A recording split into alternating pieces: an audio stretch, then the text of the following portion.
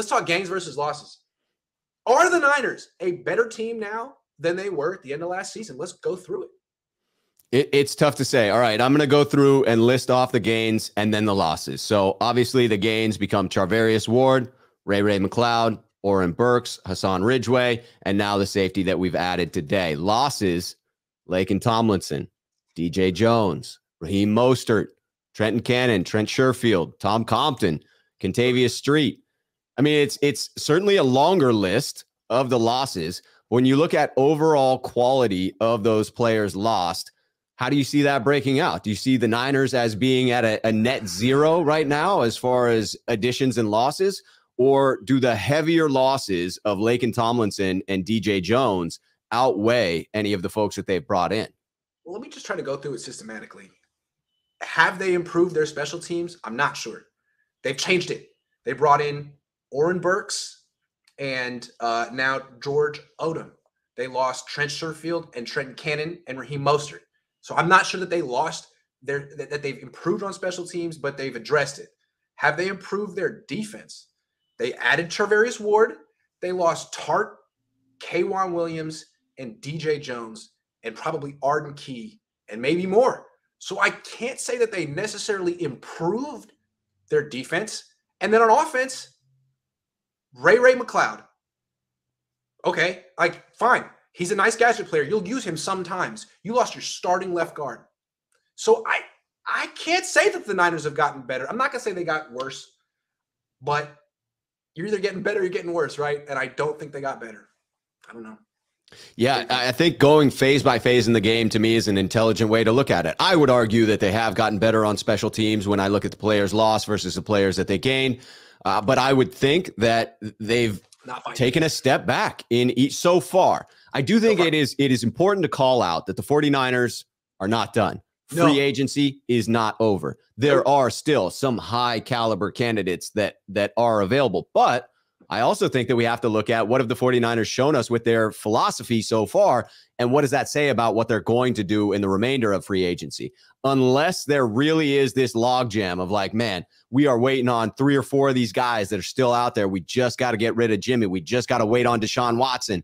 Unless that's the plan, I see this unfolding in much the way that it has. Some value signings as we close this thing out, a few Band-Aids over some team needs. But I don't know that we're going to see any splash signings from here on out. There's still some splashy names available. I just don't know they're going to be linked to the Niners. And what's funny to me is we see the Niners as being this close to being a Super Bowl team. And we assume that the Niners think that they're even better than that. What if the Niners are like, we're not a Super Bowl team? Like, we have to go to Trey Lance now. But we're not. Like, we're not a Super Bowl team with Jimmy. And we're not a Super Bowl team with Trey. And we're a year away. We're a year away. So what we're going to do is like have a diagnostic year, where we have a Trey, see we have a Talanoa, see we have a Diamador. You know what I'm saying? And, 2-year plan. And then go all in 2023, which is year 3 of Trey Lance. It's actually when the Chargers went all in. They waited until year 3 with her. It's possible. And you don't think of teams planning that far ahead because there's no job security in the NFL, but the Niners have it. They just won the NFC Championship game. I wouldn't be surprised if they're thinking, nah, we're not going all in. We're not going to win the Super Bowl this year. We're not going to say that. We'll be in the mix. Anything could happen, but no, we're going to go all in 2023.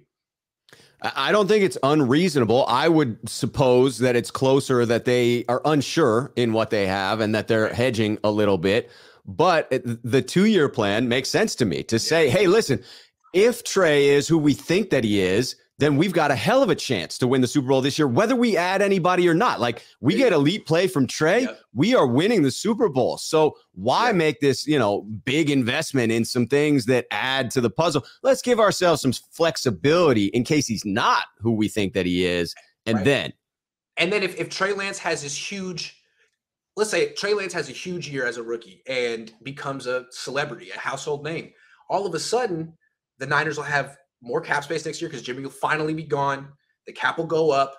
They'll be a destination despite being in Santa Clara with the highest tax rate in the country. People want to play with him, and then they can. I mean, why are people going to play with the Chargers right now? It's expensive to live in California because of Justin Herbert. Right. They want to be on that team.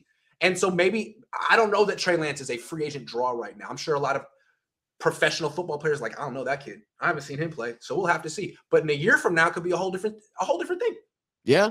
And the Niners may be fighting with this idea that free agents come in and they're like, I hate to say it, but you guys got a dumpster fire going on with this whole quarterback situation right now. Yeah. Like you can't get your stuff together and trade. You're starting like you treated Jimmy the way you did last year, and now you can't even get him off the books. It may not be the ideal spot for free agents at the moment. I mean, talent-wise it is, but as far as what's going on in the locker room right now, until they get Jimmy gone, it is chaotic. It's funny. You think of the Niners being one of the best teams in the league, with one of the best situations in the league, but when you don't have your quarterback situation nailed down, all of a sudden teams that aren't even as good as you look more attractive, like the Chargers.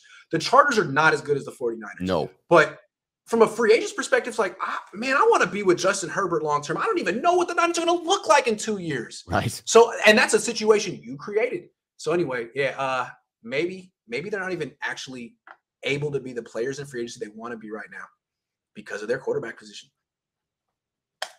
What do you think about, I don't know why you said the word tasting, for Kareem Hunt, a running back who missed 9 games last year? No, I don't like that. I don't do it.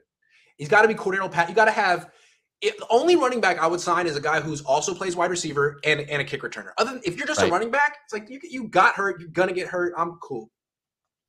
Yeah, you don't want to overpay for a running back in today's NFL. Would love if SF tried to get AJ Terrell.